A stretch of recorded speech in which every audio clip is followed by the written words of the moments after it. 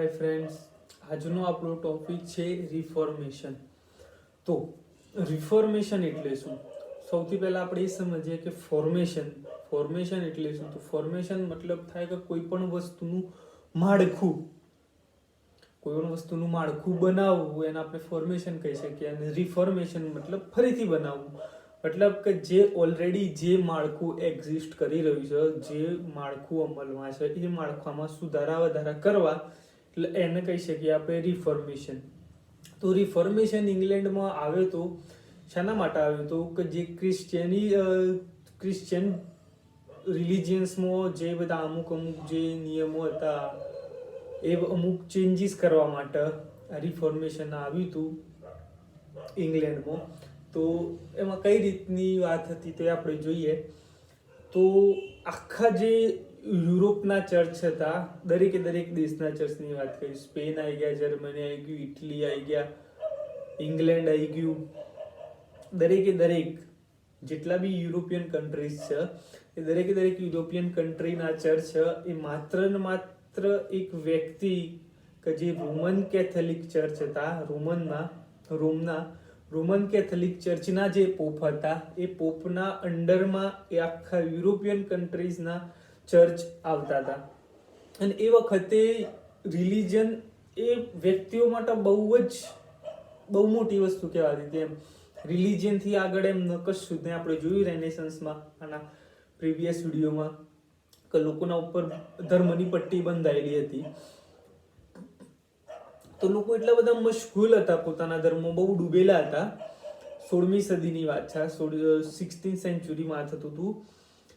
અને પછી જ્યારે આખી યુરોપિયન કન્ટ્રીના ચર્ચ એના અંડર હતા, એ વખતે વ્યક્તિઓ પણ બહુ રિલિજનમાં માનતા હતા, અને એ વ્યક્તિઓ પણ ચર્ચમાં બહુ માનતા હતા. અને ત્યાંના જે રાજાઓ હતા, દરેક દેશના રાજાઓ, તો એ દેશના રાજાઓ પણ એમને ના છૂટકે એમને પોપના અંડરમાં રહેવું પડતું હતું, કારણ કે તેમની પ્રજા એ એમના માટે પોપ જ ભગવાન હતા. ઇન શોર્ટ, તો રાજાઓને પણ પોપનું કયું માનવું પડતું હતું.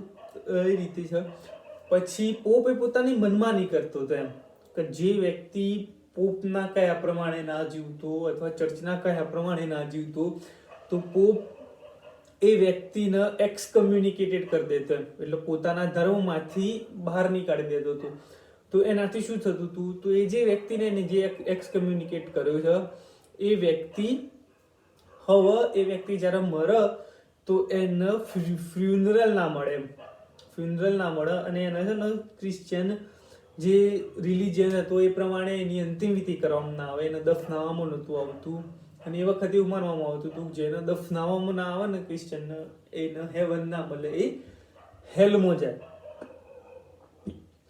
પછી શું થયું, તો આપણે જોતા હોઈએ છીએ કે ઘણી બધી મૂવીઝમાં જોયું હશે આપણે કે કોઈ વ્યક્તિ, કોઈ લીડ હીરો છે આપણો, એ ચર્ચમાં જ જજ છે અને ફાધરને કહે, father I want to confess. એમ એ વખતે અત્યારે બી ચાલે છે એવું. તો કોઈ વ્યક્તિએ ગુનો કર્યો હોય અથવા પોતાના અંદર કોઈ ગિલ્ટની ભાવના હોય, તો એ ભાવના, સપોઝ એવો કોઈ ગુનો કર્યો છે કે જે કહી ના શકતો હોય એ કોઈને, તો એવા વ્યક્તિ ફાધર જોડે જઈને કન્ફેસ કરતા, અને જેના લીધે શું થતું, એમને ગિલ્ટ ઓછો થતું, અને એમને એમ થતું કે મારા ગુનાહોની સજા મને મળી જવી જોઈએ. તો આ એ સમયના ચર્ચવાળાઓએ શું કરવાનું ચાલુ કર્યું, તે વખતે જે બી વ્યક્તિ કન્ફેસ કરવા જતો પોતાના સીન, પોતાના ગુના, જ્યારે એ વ્યક્તિ કન્ફેસ કરવા જતો, તો એ વખતે ત્યાંના જે ચર્ચના જે ફાધર હતા એ એમને ઇન્ડુલેજન્સીસ વેચવા લાગ્યા હતા. અને એમનું કેવું હતું, આ ઇન્ડુલેજન્સીસ જોઈ લે, વાંચી લે, તારા બધા ગુનાઓ માફ થઈ જશે. એ ઇન્ડુલેજન્સીસ વેચવા લાગે એ વ્યક્તિ, એ ચર્ચવાળા. અને જેના લીધે શું થયું, ઓબ્વિયસલી એ વખતે ચર્ચનું બહુ માનતા હતા, એટલે ઇન્ટેલિજન્સ ખરીદી લેતા હતા લોકો. અને એમને એવું કહેવામાં આવતું હતું કે આ ખરીદી લીધું છે તમે, હવે તમારે જે ગુના કર્યા છે એ બધા ગુના માફ. તો એનાથી શું થયું, તો જે ચર્ચના જે વ્યક્તિઓ હતા, કે જે ફાધર થઈ ગયા, પ્રિસ્ટ થઈ ગયા, ચર્ચની જે ઓથોરિટીઝ થઈ ગઈ, એ ઓથોરિટીઝ આ ઇન્ડુલેજન્સ વેચવા લાગ્યા, જેના લીધે શું થયું, તો એમની ઇન્કમ વધી, ચર્ચ જોડે પૈસા આવવા લાગ્યા, અને જેનાથી શું થયું, તો ચર્ચવાળા એ લક્ઝરિયસ લાઈફસ્ટાઈલ જીવવા લાગ્યા.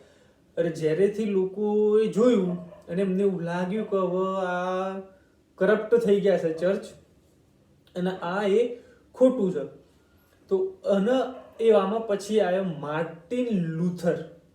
માર્ટિન લુથર નામ યાદ રાખજો. તો માર્ટિન લુથર આવ્યો, અને માર્ટિન લુથરે શું વાત કરી કે એને એમ કીધું કે હું ભગવાનનો બાળક છું. ભગવાન તમે કહો છો એ રીતે બધી જ જગ્યાએ છે, તો હું એ ચર્ચની શું જરૂર, ભગવાન મારા માટે છે, હું ભગવાનનો છોકરો છું, મારા ભગવાન જોડે વાત કરવા માટે, ભગવાન જોડે કમ્યુનિકેટ કરવા માટે મારે કોઈ પોપની જરૂર નથી, ના તો કોઈ ફાધરની જરૂર છે. હું ડાયરેક્ટ મારા ભગવાન જોડે વાત કરી શકું છું, તો હું ડાયરેક્ટ મારા ભગવાનને પ્રે કરવાની હોય છે, તો હું ઘરે બેઠા બેઠા પણ પ્રે કરી શકતો હોઉં છું. મારા ચર્ચની કોઈ જરૂર જ નથી, અને ચર્ચવાળા તમે આ રીતે લૂંટો છો અને આ રીતે ધતિંગ કરો છો. તો એ રીતે માર્ટિન લુથરે અવાજ ઉઠાવી. અરે બીજા બધા લોકોને બી ખબર જ હતી, તો એમને માર્ટિન લુથરને તે સ્ટાર્ટેડ ફોલોઈંગ માર્ટિન લુથર, એમને માર્ટિન લુથરને ફોલો કરવાનું સ્ટાર્ટ કરી દીધું. અને જોતજોતામાં માર્ટિન લુથરના જે ફોલોવર હતા એ વધવા લાગ્યા, અને એ જે ફોલોવર વધ્યા માર્ટિન લુથરના, એને કહેવામાં આવતા હતા પ્રોટેસ્ટન્ટ. અને જે વ્યક્તિઓ ચર્ચના સપોર્ટમાં હતા કે ના ભાઈ અમે હજી ચર્ચના સપોર્ટમાં હતા, તો એવા વ્યક્તિઓ કેથોલિક્સ કહેવામાં આવે, બરોબર. પછી શું કહે છે, હા માર્ટિન લુથર. તો માર્ટિન લુથર છે ને એ કોઈ જો તો વ્યક્તિ નતો, એ પ્રોફેસર હતો થિયોલોજીનો. થિયોલોજી મતલબ રિલિજિયન હોય ને, રિલિજિયન પણ જે વ્યક્તિએ સ્ટડી કરી હોય એ જે ફિલ્ડ છે એને થિયોલોજી કહેવાતું હોય. થિયોલોજીનો પ્રોફેસર હતો માર્ટિન લુથર. તો એમને માર્ટિન લુથરે એ અવાજ ઉઠાવી હતી અને પ્રોટેસ્ટન્ટ થઈ ગયા. અને પછી જે પોપને સપોર્ટ કરતા હતા એમને કેથોલિક કહેવામાં આવે. પછી શું થયું, તો આ રીતે દરેકે આખી યુરોપિયન કન્ટ્રીમાં આ રીતે બે ભાગ પડી ગયા, કે જે પોપને ફોલો કરતા હતા, જે ચર્ચને માનતા હતા એ કેથોલિક્સ એક બાજુ થઈ ગયા, અને જે માર્ટિન લુથરને ફોલો કરતા હતા અને જે એવું કહેતા હતા રિફોર્મેશનના સપોર્ટમાં હતા એ થઈ ગયા પ્રોટેસ્ટન્ટ. તો દરેક યુરોપિયન કન્ટ્રી ડિવાઈડ થઈ ગઈ કેથોલિક્સમાં અને પ્રોટેસ્ટન્ટમાં. હવે આ જોયું રાજાઓએ જોયું ને, તો એમને એમ થયું, કારણ કે એ ટાઈમે રાજાઓ પણ ચર્ચના અંડર આવતા હતા. ઘણીવાર પોપ કે ને એટલું જ રાજાને કરવું પડતું હતું, કારણ કે એમના દેશની જનતા એ પોપના હાથમાં હતી. પરંતુ હવે થલપાથલ મચી ગઈ થોડી, એટલે જે રાજાઓ હતા એમને પણ સપોર્ટ કર્યો આમનો પ્રોટેસ્ટન્ટનું, કારણ કે એ બી કંટાળ્યા હતા ચર્ચની આ બધી પ્રથાઓથી. પછી શું થયું, તો હેનરી VIII જે ઇંગ્લેન્ડના રાજા હતા, હેનરી VIII શું કર્યું, હેનરી VIII એક ઇન્ડિવિજ્યુઅલ ચર્ચ સ્થાપ્યું જેનું નામ છે એન્જલિકેન ચર્ચ સ્થાપ્યું, અને જે પોપના અંડર નહોતું, બરોબર છે. અને પછી આયા ક્વીન એલિઝાબેથ I, કે જેમને પણ પ્રોટેસ્ટન્ટનો ફૂલ સપોર્ટ કર્યા. રેનેસન્સમાં જોઈએ એ પ્રમાણે કે જ્યારે ઇંગ્લેન્ડમાં પ્રોટેસ્ટન્ટ અને કેથોલિક્સ બંને લડતા હતા, તો એલિઝાબેથને બંનેને બોલાયા અને વચ્ચે સમાધાન કરાયું હતું એ બધું. તો એ રીતની વાત છે. અને પછી શું થયું, તો પછી પ્રિન્ટિંગ પ્રેસ ઇન્વેન્ટ થઈ, અને પ્રિન્ટિંગ પ્રેસ આવી ગઈ ઇંગ્લેન્ડમાં અને બીજા યુરોપિયન કન્ટ્રીમાં. તો પ્રિન્ટિંગ પ્રેસ આવી તેનાથી શું થયું હતું, તો જે લેટિન બાઇબલ સૌપ્રથમ છે ને લેટિન લેંગ્વેજમાં લખાયેલી હતી, અને એ ટાઈમે લેટિન લેંગ્વેજ જાણવાવાળા બહુ ઓછા વ્યક્તિઓ હતા. તો બાઇબલ જ્યારે લેટિન લેંગ્વેજમાં હતી અને લોકો એને ટ્રાન્સલેટ કરીને પ્રિન્ટિંગ પ્રેસની મદદથી ત્યાંની લોકલ લેંગ્વેજમાં બાઇબલ દરેક વ્યક્તિને પહોંચાડી દીધી. ગરીબ હોય, અપર મિડલ ક્લાસ, પુઅર, કોઈ બી હોય એની બાઇબલ વાંચી લીધી. હવે બાઇબલ વાંચી ત્યારે એને ખબર પડવાની ને કે ચર્ચવાળા આજ સુધી તો આપણને ખોટું જ ભણાવતા હતા, કેમ કે બાઇબલમાં એ લોકો બાઇબલનું નામ લઈને આપણને ગમે તેમ ભણાવી દેતા હતા. તો પબ્લિકે એ રીતે ભણ્યા અને બાઇબલની સ્ટડી કરીને પછી 1517માં માર્ટિન લુથરે એની એક બુક બહાર પાડી જેનું નામ હતું 1905 થીસીસ. કઈ બુક બહાર પડી? 1905 થીસીસ. એમ છે ને એ બુકમાં માર્ટિન લુથરે ચર્ચના આખું ઉગાડું કરી દીધું. એને આખું ચર્ચ ઉગાડું કરી દીધું. ચર્ચમાં કઈ વ્યક્તિ શું કરે છે, કઈ રીતે શું થાય છે, આ ઇન્ટેલિજન્સ વાળું ટોટલી બધું જે ઓલ ટાઈપ્સ ઓફ કરપ્શન, જે જેટલા પણ પ્રકારના કરપ્શન ચર્ચવાળા કરતા હતા, જેટલા બી કૃત્યો ચર્ચવાળા કરતા હતા, એ બધું આખી એને ઉગાડા કરી દીધા. અને આટલું બધું કર્યું એના પછી પોપ લિયો એક્સ, નામ યાદ રાખજો, પોપ લિયો એક્સે એ માર્ટિન લુથરને એક્સકમ્યુનિકેટ કરી દીધો, એને ધર્મમાંથી બહાર કાઢી દીધો. કોને બહાર કાઢી દીધું? પોપ લિયો એક્સ, એટલે મતલબ પોપ લિયો 10th, બરોબર. એને માર્ટિન લુથરને એક્સકમ્યુનિકેટ કરી દીધો, બહાર કાઢી દીધો ધર્મમાંથી. પરંતુ જેવો બહાર કાઢી દીધો ને ધર્મમાંથી, એટલે પબ્લિકે વધારે જોશમાં પ્રોટેસ્ટ કરવાની સ્ટાર્ટ કરી દીધી.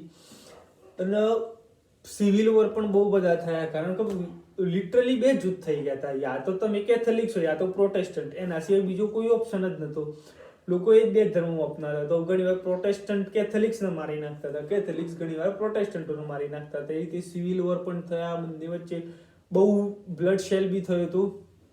અને પછી છેવટે pop pole III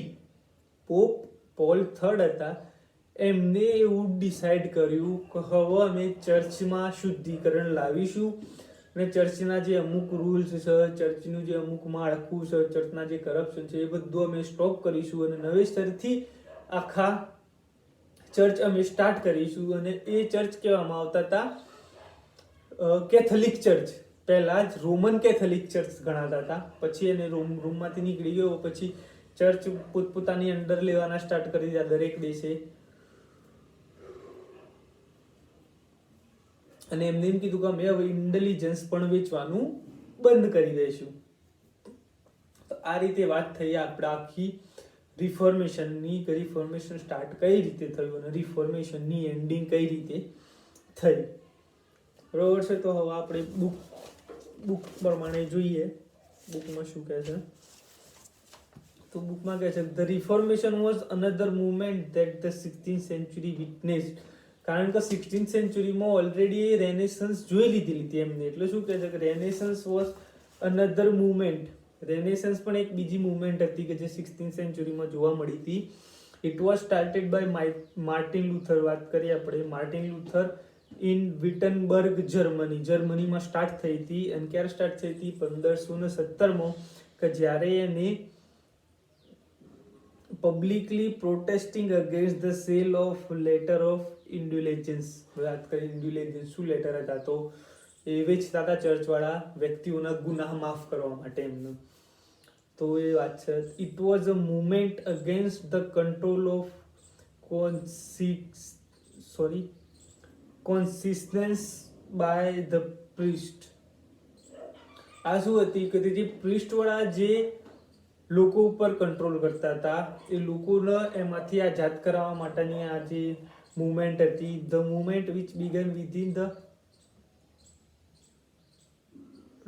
the Catholic church to combat the effort of Protestant reformation known as counter reformation movement. હવે કાઉન્ટર રિફોર્મેશન કે એમને આ પ્રોટેસ્ટ સ્ટાર્ટ કરી દીધી, બરોબર છે. યુઝ્યુઅલી સપોઝ બે પક્ષ છે, આપણે જઈએ કે બીજેપી છે અને કોંગ્રેસ છે. તો બીજેપી કોઈ પણ પ્રકારની મુવમેન્ટ ચાલુ કરવાની અથવા કોંગ્રેસ ઉપર આકરા પ્રહાર સ્ટાર્ટ કરશે કે કોંગ્રેસ વાળા ભ્રષ્ટાચારી, તો એનાથી પછી કોંગ્રેસ શું કરે? એ હામે એમના વિરુદ્ધનું બોલશે. એટલે શું કરશે? પહેલા બીજેપી વાળાએ અટેક કર્યો તો કોંગ્રેસ વાળાએ શું કર્યું? કાઉન્ટર અટેક, એમના અટેકનો જવાબ આપ્યો, બરોબર. તે રીતે જ્યારે પ્રોટેસ્ટન્ટો સ્ટાર્ટ થયા વખતે તો કેથોલિક જે હતા, કેથોલિક્સ, એમને પણ કંઈક તો કરવું પડે. એટલે એમને બી સામે અટેક કરવાનું સ્ટાર્ટ કર્યું, અને જેને કહેવાતું હતું કાઉન્ટર રિફોર્મેશન મુવમેન્ટ. આ જે રિફોર્મેશન મુવમેન્ટ થઈ રહી છે એને રોકવા માટે એમને જે મુવમેન્ટ સ્ટાર્ટ કરી એને કાઉન્ટર રિફોર્મેશન મુવમેન્ટ કીધી. The Reformation was an offshoot of the questioning spirit of the Renaissance. શું કહે છે? તો રિફોર્મેશન એ શું છે? તો reformation was offshoot of questioning spirit of Renaissance.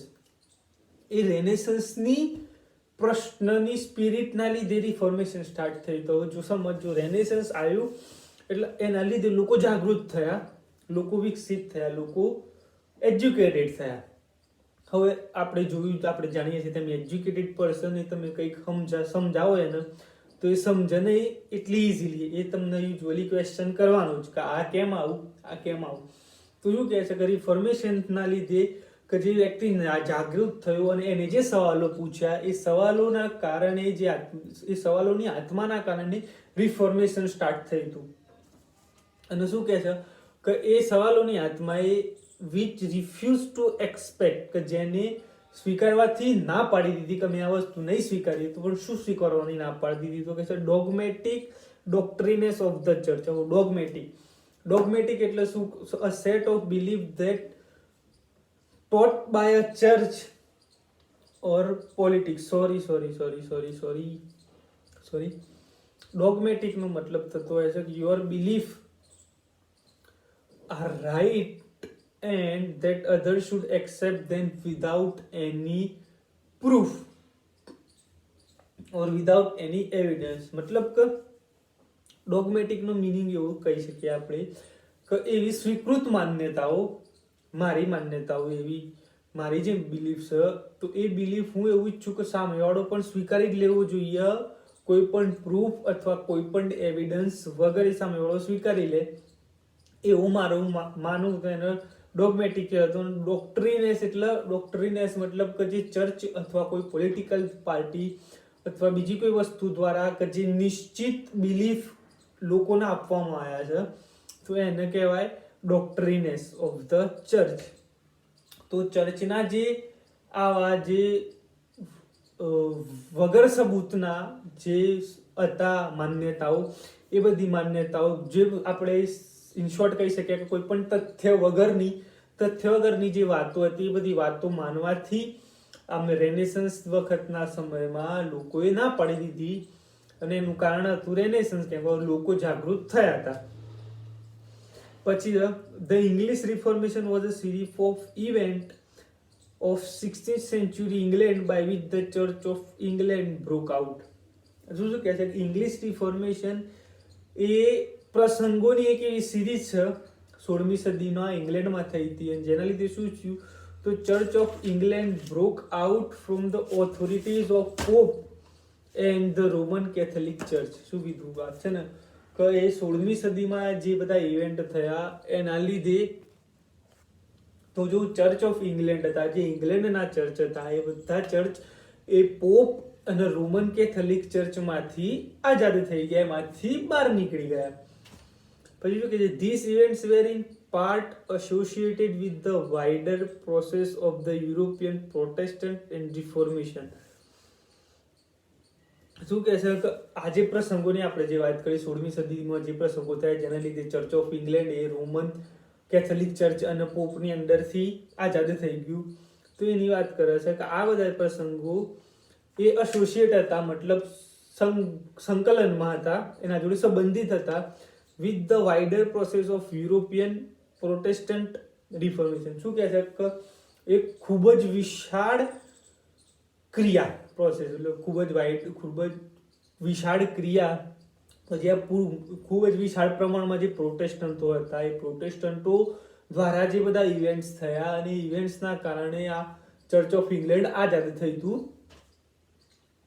Religious political movement which affected the practice of Christianity across most of European during this period. હવે આ જ્યારે પ્રોટેસ્ટન્ટો સ્ટાર્ટ હતા, પ્રોટેસ્ટ થતી હતી ચર્ચો ઉપર, અને એના લીધે શું થયું હતું?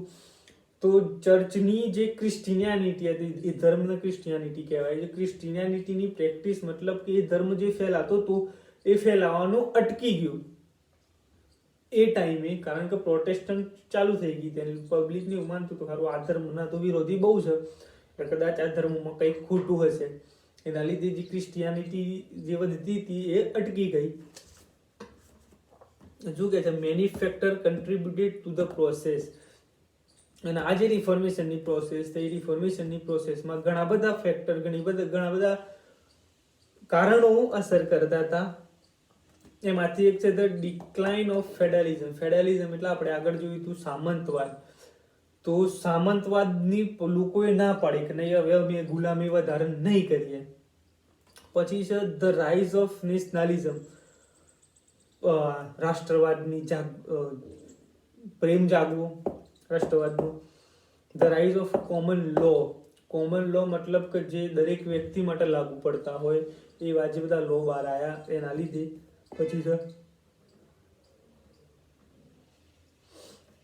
the invention of the printing press and increased the circulation of Bible. શું કે મેં ના કીધું કે પ્રિન્ટિંગ પ્રેસ આવી જેના લીધે લેટિન બાઇબલને એ લોકો લોકલ લેંગ્વેજમાં ટ્રાન્સલેટ કરવા લાગ્યા, અને જેના લીધે બાઇબલનું સર્ક્યુલેશન બહુ વધી ગયું, દરેક વ્યક્તિ જોડે બાઇબલ પહોંચી ગઈ, અને જેના લીધે રિફોર્મેશનમાં લોકોએ સપોર્ટ કર્યો.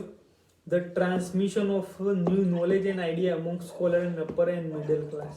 એ ટાઈમે રેનેસન્સ ચાલતું હતું. રેનેસન્સના લીધે શું થયું હતું, દરેક વ્યક્તિનું નોલેજ ઇન્ક્રીઝ થયું હતું.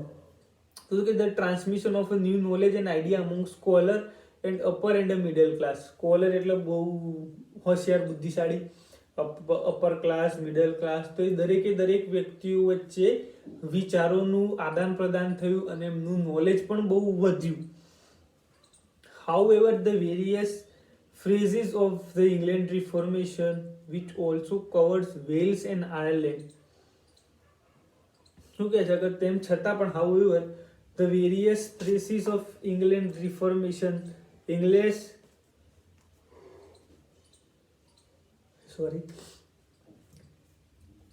Reformation ની વાત છે. તો ઇંગ્લિશ રિફોર્મેશનમાં જે વેરિયસ ફેઝિસ અને એ જે ઓલ્સો કવર્ડ કર્યા હતા વેલ્સ એન્ડ આયર્લેન્ડ. તમે ક્રિકેટ જોતા હશો તો એમાં લખેલું જ હતું, એસેસ રમાતી હોય છે ને ઇંગ્લેન્ડ અને ઓસ્ટ્રેલિયાની, તો એમાં ઇંગ્લેન્ડ પૂરું નથી લખાતું, ઇંગ્લેન્ડ એન્ડ વેલ્સ. નોટિસ કરજો તમે, ઇંગ્લેન્ડની ક્રિકેટ બોર્ડ પર બી એવું છે, ઇંગ્લેન્ડ એન્ડ વેલ્સ જ લખાતું હોય છે. તો વેલ્સ એ ઇંગ્લેન્ડની આ સાઈડની કન્ટ્રી છે અને આયર્લેન્ડ એ ઇંગ્લેન્ડથી થોડુંક આ સાઈડ છે. તો એ બંનેમાં બી જોવા મળ્યું, અને એમની બી ગવર્મેન્ટ પોલિસીમાં ચેન્જીસ જોયા. એમને જે ઇંગ્લેન્ડમાં રિફોર્મેશન સ્ટાર્ટ થયું હતું, ઇંગ્લેન્ડનું રિફોર્મેશન જોઈને એમને પણ એમની ગવર્મેન્ટ પોલિસીમાં થોડા ઘણા ચેન્જીસ કર્યા. To which public opinion gradually accommodated itself. ગ્રેજ્યુઅલીનો મતલબ થતો હોય છે કે સ્લોલી ઇન્ક્રીઝિંગ. કોઈ પણ વસ્તુ ધીરે ધીરે પરંતુ એક નિશ્ચિત સમયે નિશ્ચિત જેટલી પ્રગતિ કરતી હોય એને ગ્રેજ્યુઅલી કહેવાય. આપણે એમ કહીએ કે આપણી હાઇટ એ ગ્રેજ્યુઅલી ઇન્ક્રીઝ કરે છે, કેમ કે અમુક સમયે થોડીક વધી, બીજા સમયે થોડીક વધશે, ત્રીજા સમયે થોડીક વધશે, તેને કહેવાય ગ્રેજ્યુઅલી આપણી હાઇટ ઇન્ક્રીઝ કરી. તમે બેઝબોલનું બેટ જોયું છે? બધાએ જોયું છે બેઝબોલનું બેટ. તો બેઝબોલનું બેટ કેવું હોય છે, હાથે આપણે સ્ટાર્ટ કરીએ તો હાથ પહેલો થોડુંક જાડો છે, પછી પતલું હોય, પછી ધીરે ધીરે એની જે થિકનેસ એ વધતી જતી છે. તો એને એમ કહેવાય કે ગ્રેજ્યુઅલી એની થિકનેસ ગ્રેજ્યુઅલી ઇન્ક્રીઝ થાય છે, ધીરે ધીરે. તો શું કહે છે કે એ રીતે સમય જતા પબ્લિકે એકમડેટેડ મતલબ થાય કે કોઈ પણ વસ્તુ માટે, કોઈ પણ વિચાર માટે નિશ્ચિત જગ્યા, કે ભાઈ આટલી જગ્યામાં આટલા વ્યક્તિઓ બેસી શકે ને અકોમોડેશન કહેવાય. સપોઝ ટેન્ટ છે કોઈ, તો ટેન્ટમાં કેટલા જણમાં છે, તો ભાઈ 2 વ્યક્તિ ઊંઘી હકામાં, તો એને કહેવાય કે this tent has accommodation of 2. તો 2 વ્યક્તિઓને અંદર બેસાડી શકે એની વાત કરી શકે. તો એ શું કહે છે કે જે પબ્લિક જે ઓપિનિયન હતા એ ધીરે ધીરે એમની જાતને લોકોના મગજમાં ધીરે ધીરે કરીને બેસાડી દીધી હતી, અને લોકોએ સ્વીકારી લીધી હતી આ વાત રિફોર્મેશનની. પછી છે ચીફ કેરેક્ટરિસ્ટિક ઓફ રિફોર્મેશન. કે રિફોર્મેશનની લાક્ષણિકતાઓ શું?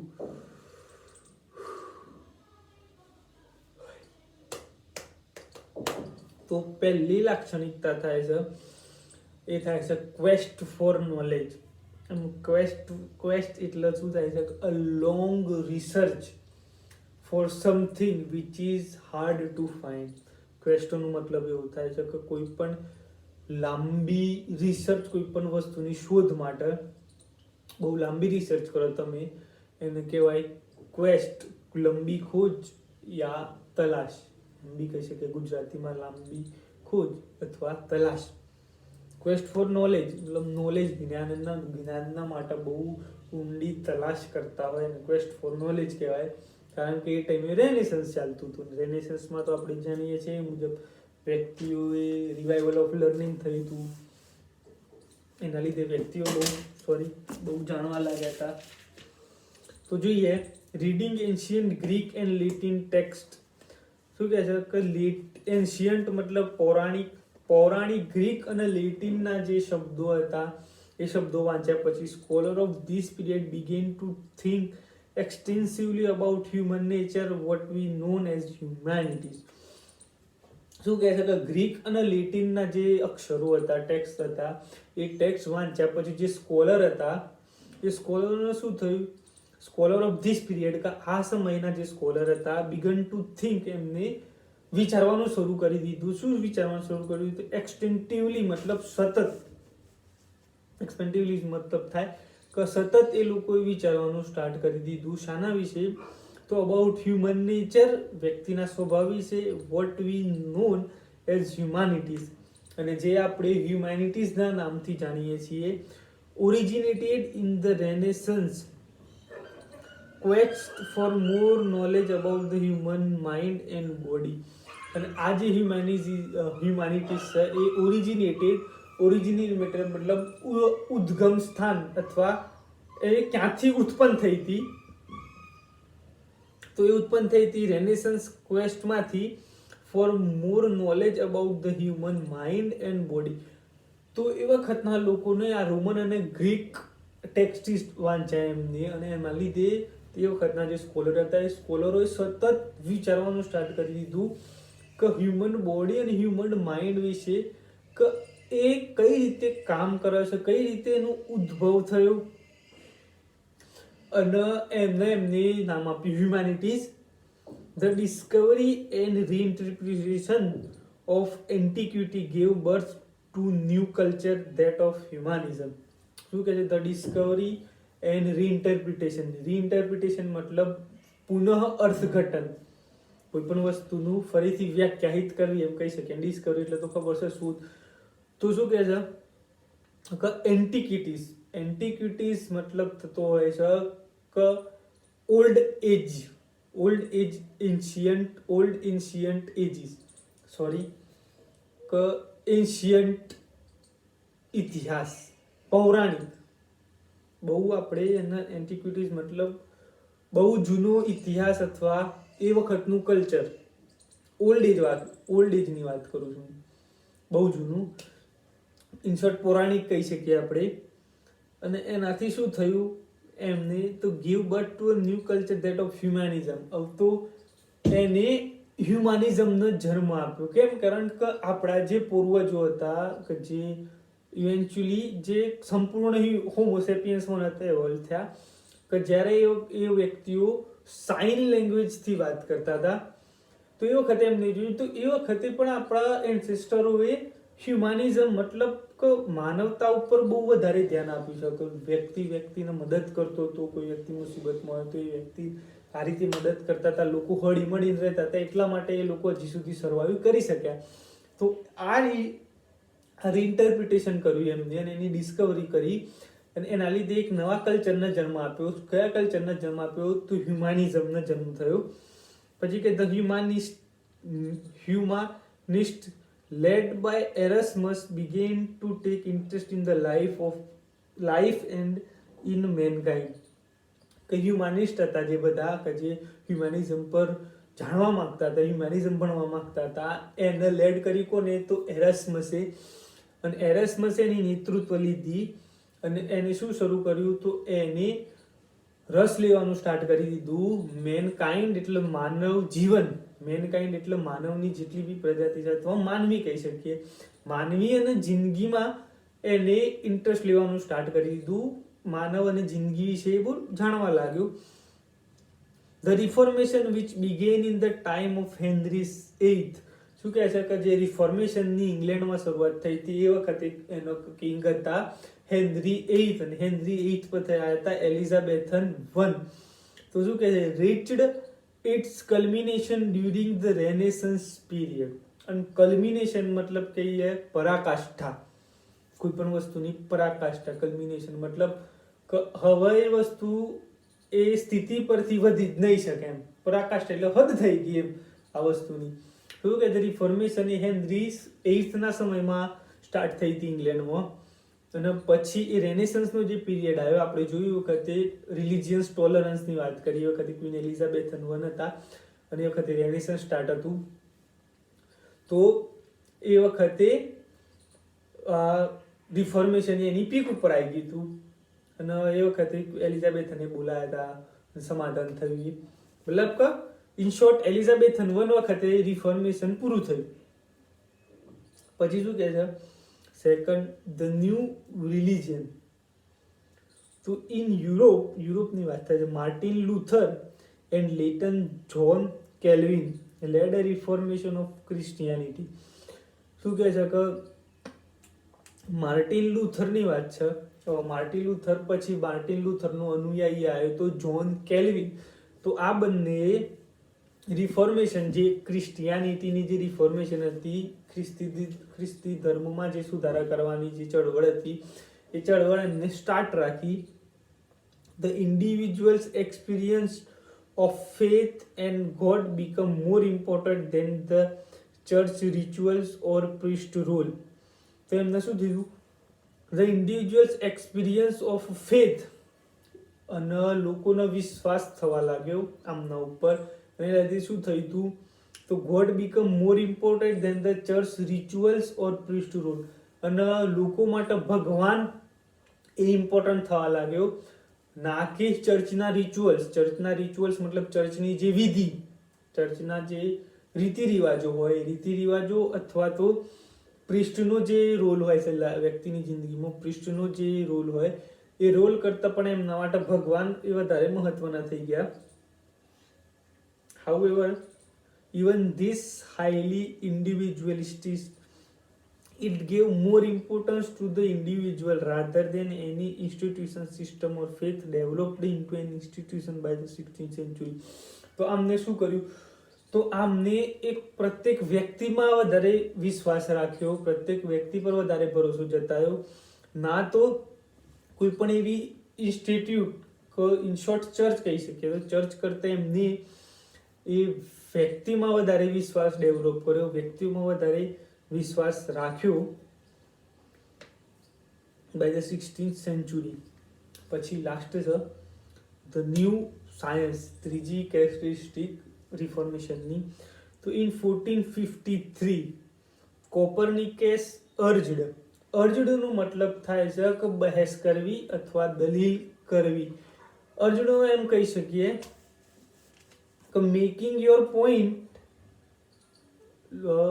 એંગરલી, એમ બી કહી શકીએ.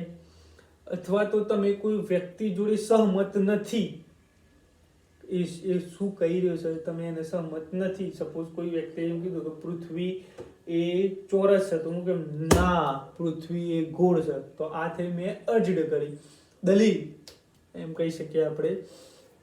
તો શું કહે છે, કોપરનિકસે દલીલ કરી. શું દલીલ કરી?